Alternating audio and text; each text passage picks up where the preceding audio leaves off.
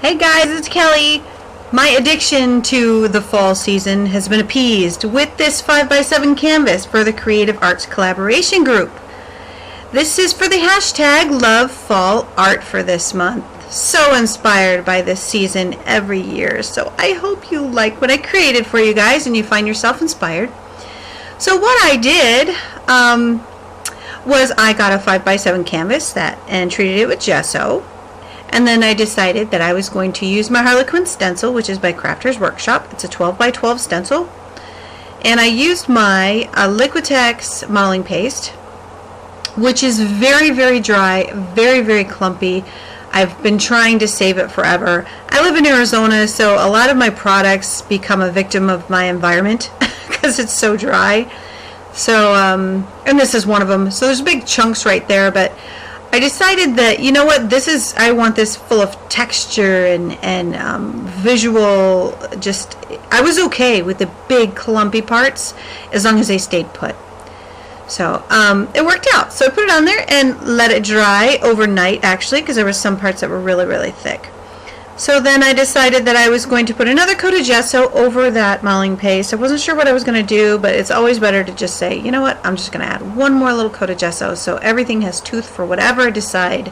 I knew I was going to put paint on it, but I needed it to stay put, and that gesso is what does that. So, and with my gesso, that's also a little thick, so you guys can water down your gesso with just a little bit. Don't do it too much, but water it down, make it go farther. So after I had my stencil down, I grabbed my text stamp. Any text stamp will work for this. And I have some old dress pattern tissue that I got from an antique store. I've used this many times in the past. I absolutely love it.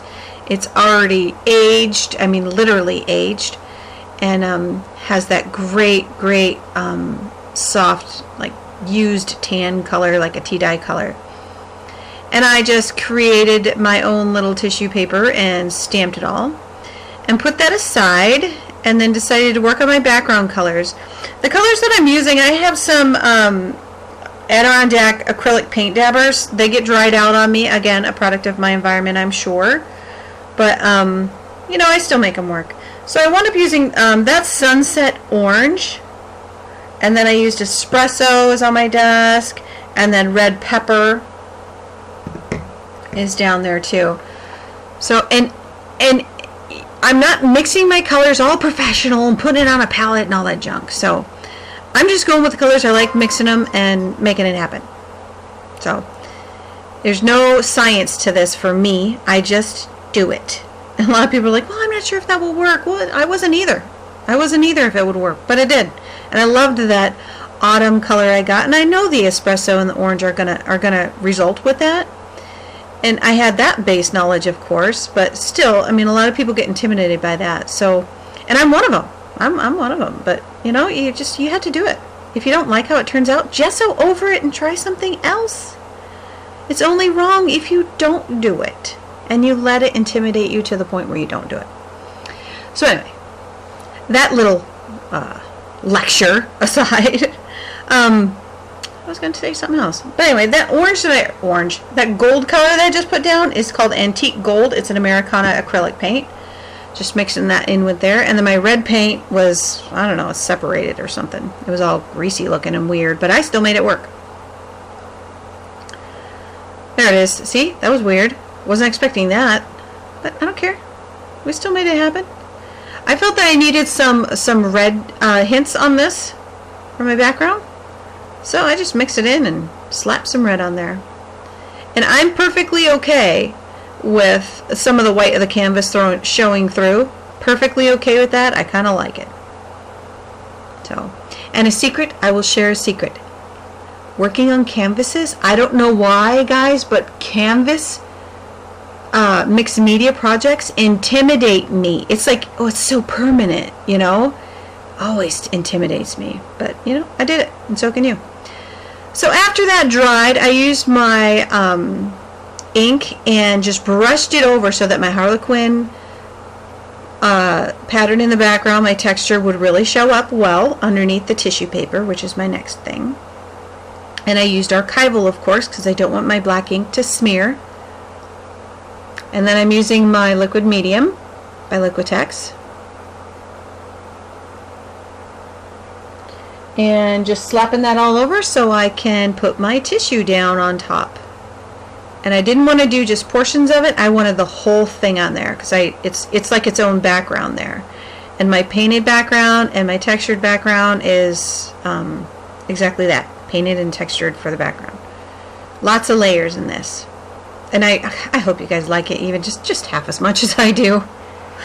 And it actually came together quite nicely. So that medium that I'm putting on top, I'm just pushing it into all the crevices that I can. And I probably could have put a little bit more because there were some areas that were still kind of like little air bubbles underneath that. And that's just a tip for you guys when you're using tissue paper over something that you've used like modeling paste or some kind of texture paste or you know, whatever you used. You want to add just a little bit more of your medium to grab hold of your tissue paper, or if you're using a napkin, same thing, so that you don't get some air bubbles underneath there. It resolves itself fine, but it might change the texture that you're trying to achieve, the shape. You know, it depends on how anal you are about that. I'm not, obviously. I'm manhandling this thing.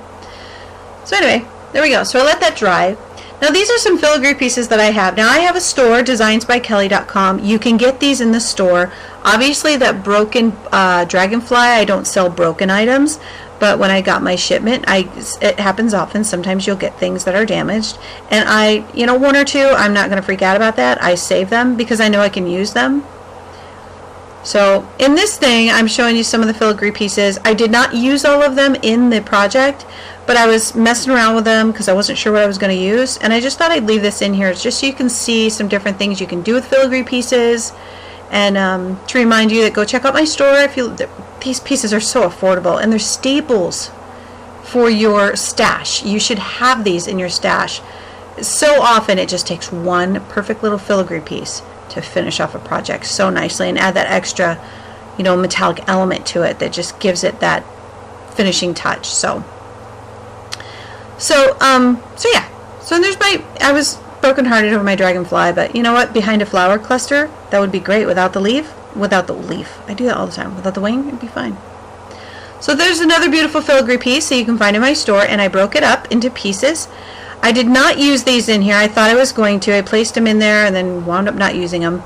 But I'm just showing you how I'm altering some pieces and just adding. You guys are getting little 2-fers in here and 3-fers and 4-fers in this video with some inspiration to alter things that you might already have in your stash.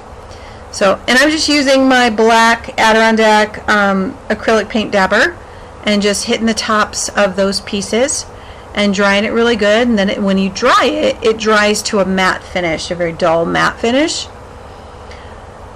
And then I have my gold rub and buff. Now my gold rub and buff I've had for a very, very, very long time. And again, that has also dried out. And this is so funny. Okay, I'm squeezing this sucker, going, I know you're in there. I can feel you in there. Grab my big old long ballpoint needle, poke it in there, and then put the ball in there, and it got stuck. It's stuck. I was like, oh, and then popped it right out. I was laughing at myself. Anyway, so it got dried out, but you know, don't throw your stuff away. Find a way to just still get some use out of it. I put way too much on my mat. Gold rub and buff, you just use a very, very small amount. But it was really dry, and I was hoping that if I squeezed some of it out, I could get down to the stuff that's maybe a little more wet. And I didn't, but that's okay. I wound up using the gold rub and buff on several of my filigree pieces that I will use in future projects. So, but I'm just showing you how you can change the look of things. It wound up making them look a little bit like they were before, but they were more bronze, so they're antique bronze, and we gave it more of a antique gold finish. So, and that's a flower filigree. It's one of the very popular ones out there. You can find them in a lot of places, but you know, go find them in my store. And that is a leaf, okay? I will show you how to make those. I love those, love them, and I love how they looked. I was like, I wonder how that'll look with the gold rub and buff just on the tips. And I fell in love with it. I hope you guys do too. I thought it turned out absolutely gorgeous. And I have some that have that shiny finish. I have some that have like a more dull finish. And that one was done a little bit different. I didn't do that one in coming up here shortly, but you can see those. I love them. I'm so in love with leaves. I've done several videos on how to make these and several different techniques and all these other ways. Lots of different ideas on how to make them and do them, but adding the gold rub and buff on there was insanely gorgeous to me. So, and coming up here, I'm going to show you how I make them. There it is. So lots of ideas for things. Now, that's how the leaves start right there, those yellow leaves. And they start, you got them at the dollar store in a bag. They're just like those little polyester looking leaves, you know, that you find at the dollar store. And I love the shape. I do not have a die cut to give me those maple leaves, and I love that. And so I bought them from the dollar store and said I'll change those like no tomorrow. So that is my embossing ink, Stampendous embossing ink. You can get it at a craft store. Clear embossing ink. You can use Versamark too if you'd like, but I really like to soak them, and that embossing ink lets me do that. And then that is clear embossing powder that I dip them in all over, just coat them with it. Once that's done, you get your heat tool, hold them down carefully, and heat them up and emboss those suckers. Super, super easy. And I think they'll end up looking just great. Now, the little veins in the leaves, you can leave them like that. You can be just done right now. You can be done and say, oh, I like the way they are. But the veins in the leaves are uneven on those. They're cheap. They're dollar store things. They just, you know, they're not where they should be, and they look unnatural. The shape looks perfectly natural, but the way they stamped their veins in the leaves looks a little unnatural to me. So I changed it, and I like that more rich auburn, like burgundy color of leaves. I really, really love that. And to achieve that, I pull out my alcohol inks, and I'm hoping I got all my colors that I use. But you guys got to play with this. You know, it's so much fun to play with them, the different colors. But you know the autumn colors that you like. So, and I know 5 of the colors that I used. So I used sunshine yellow, butterscotch, sunset orange, caramel, and latte. And you just, I mean, look how easy it is. You know, and some people are like, oh my God, you're wasting so, I've had these alcohol inks for years and years and years. And I'm using drops. So I don't care, I'm not wasting in my mind. I'm making beautiful things, so I'm okay with it. So, and I got my glove on, and it wouldn't go on all the way in my hand, so that's why my fingers are all flopping around there. But look at that gorgeous orangey color. Isn't that gorgeous? Ugh, love that. Now, I could be done with that color right there and be done, but then I was like, I don't know, I think I kind of need some more, you know, brown tones to it. So I wound up putting, I think that's latte and then a little bit of caramel. And the way those leaves are cut, they're concave, like a leaf is, you know, so I'm putting it where those veins would be. And you can see how it follows that pattern. And then I let it sit for a little while. And then, I don't know if I put more of the blending solution, but you can use the blending solution to blend your inks a little bit better. But I really liked how that darker ink fell into those crevices and stayed put. Really liked it. And this is how you clean it up. You get the 91% alcohol, rubbing alcohol. Put a little bit on your non-stick craft sheet. Get your paper towel and clean that right up. Now, my non-stick craft sheet has got little holes in it, which is why I've got those dark marks on there. The alcohol ink fell into those holes. That's fine. I just need a new. I'm due for a new one. That's all that is. But to clean this up is so simple, but you got to get the 91%. That's the key. Okay? And there are my leaves, but I'm not done yet, because once you get that color on there, it still looks dull. Heat it up again, and the alcohol ink soaks into your embossing powder and gives it a gorgeous glossy shine.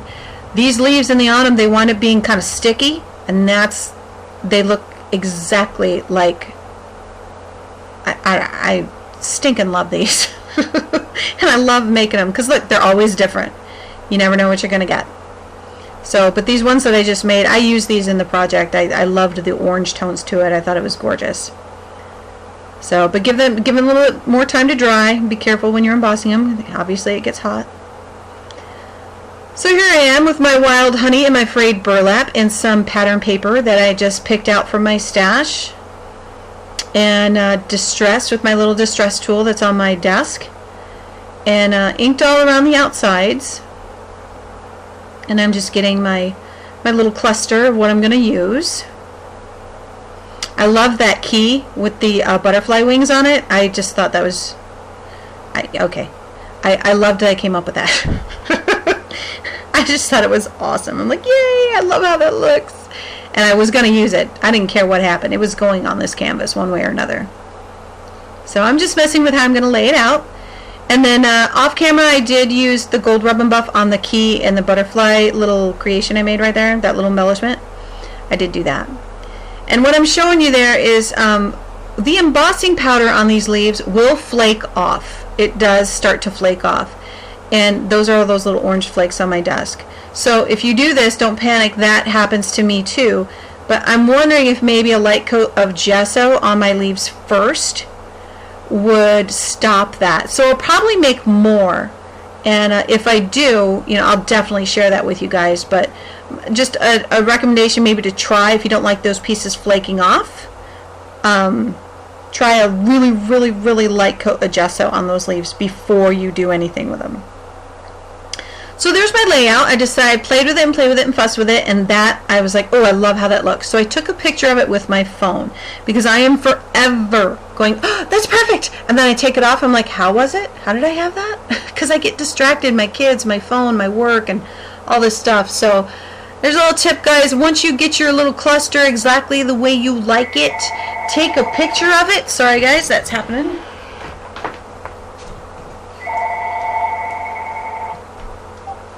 Take a picture of it. Sorry about that. And just refer to it on your phone while you're getting all your glues and all your stuff out to get your design down. So it's a simple concept, but I would always forget to do it. So that is Tissue Tape by Tim Holtz. Oh my gosh. Tissue Tape by Tim Holtz right there, and it's not sticking down for me. So I use my gel medium, or my liquid medium. What is that? I never call it the right thing. Where is it? Oh, for crying out loud.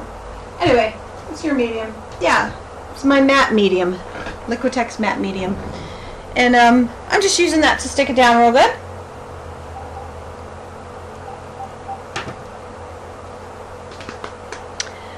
And I knew I was going to use my Faber-Castell black pit marker right there to highlight it around the edges, just give it some shading. And when you do that, you got to rub it quick, otherwise it's going to be stuck. So you got like seconds to rub that in and just kind of highlight it. And then you saw me ink the edges. I was catching my stupid phone. I meant to turn my ringer off. Sorry. That's life happening. Oh my gosh, I'm fussing with my glue because I'm at the bottom of my bottle. I'm like shaking it down. Just fighting with it. I love that glue. It's the Aliens Turbo Tacky glue. It's really good. But it's really thick, but it dries real fast. So and there's my phone. I'm like, how did I have my design? And there's my picture. So I'm just referring to my picture.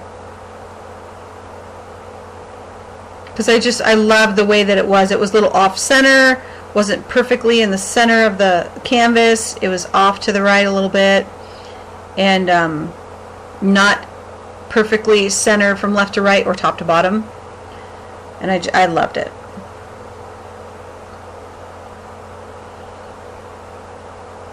And I'm sorry, guys, I can't remember where that paper is from. I think it's two different paper packs that I found that paper. Some of them were from my scrap bin. I always refer to that first. And they're just strips. I just tore them. No science to it. And then that word fall is from one of my paper packs for the seasons. I just fussy cut that out. I'm putting my leaves down. I did not put the gold rub and buff on the 2 leaves that I just made, and I showed you how I made those oranger ones, that one right there and the one on the bottom. I didn't put gold rub and buff on that, but I did on the other one that I had made before that's a little bit darker, and I really like the way that that contrasts together. So, and as you're watching me assemble this, I'll explain to you that word fall. I fussed with my Jelly Roll gold metallic pens. They don't work. It's so frustrating. I've got 3 of them and they don't work, so I wound up having to take it apart, grab the gold, put it on with a needle. It was just ridiculous. But also what you don't see me do at the end was I used my fine tip Faber-Castell pen to really outline the word fall, because it's hiding, as you can tell. It's not coming out enough. And in the still pictures, you'll see that it has a black outline around it, and it really helped to make that pop. So, and that glue that I used, for those that don't know, is E6000. That works best with metals to keep them in their place. And then I loved how the leaves were on there, but they were flattening out for me, so I grabbed some pop dots and some glue, because the regular adhesive on pop dots for this won't stay put. So I just used my tacky glue and put those pop dots underneath so that my leaves would stay dimensional on there. They would be a little dimensional, but I really wanted them to just kind of, you know, look like that key and that embellishment that I made. I wanted it to look like that key was laying on a bed of leaves. And they would just pop up all around it.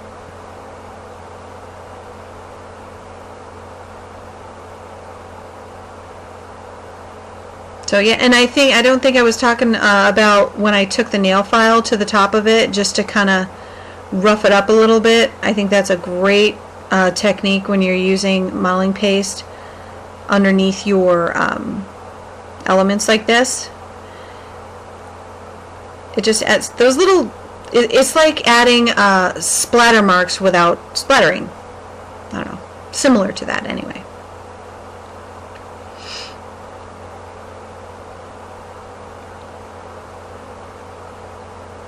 There we go. Didn't want to stay down.